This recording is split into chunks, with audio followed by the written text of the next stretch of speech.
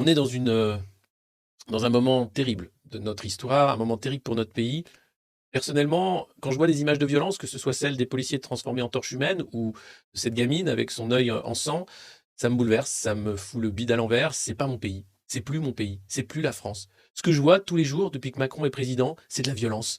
C'est du gris, c'est du feu, c'est du sang et c'est de la tristesse. Une profonde tristesse et une profonde colère. Alors, il y a ceux qui sont heureux, hein, qui écrivent des livres comme Bruno Le Maire, hein, le ravi de Bercy, qui adore s'adonner à sa passion, hein, l'écriture et le roman. Tant mieux pour lui. Marlène Schiappa aussi, qui s'amuse, hein, posant la Playboy, un coup à l'ONU, un coup ailleurs, influenceuse royale et scintillante de la Macronie. Tous ceux qui profitent de ce système dégueulasse, et puis tous ceux qui sont englués les pieds dans le réel, qui s'en sortent pas, qui n'en peuvent plus, qui sont dans une colère noire parce qu'on leur vole encore 2 ans de vie, parce qu'on leur vole tout ce qu'ils pouvaient avoir, les services publics, une école pour leurs enfants, un futur pour leurs enfants, un hôpital pour leurs parents, pour eux.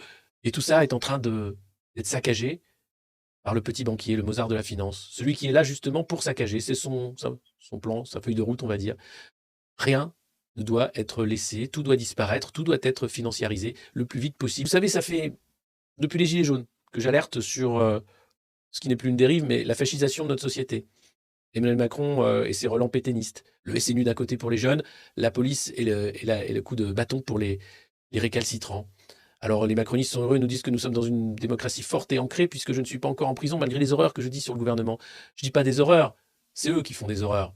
Si tout allait bien, je serais très heureux et je féliciterais Emmanuel Macron d'être un grand président, le meilleur sans doute que la France ait jamais connu, comme le disait cette femme en larmes qui se jetait dans ses bras dans un reportage de BFM.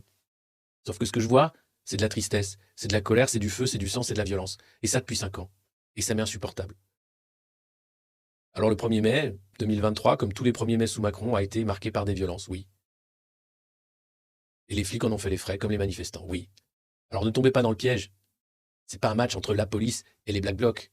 Non, vous avez les prolos d'un côté et ceux qui regardent depuis l'Elysée et qui applaudissent et qui comptent les points et qui s'amusent.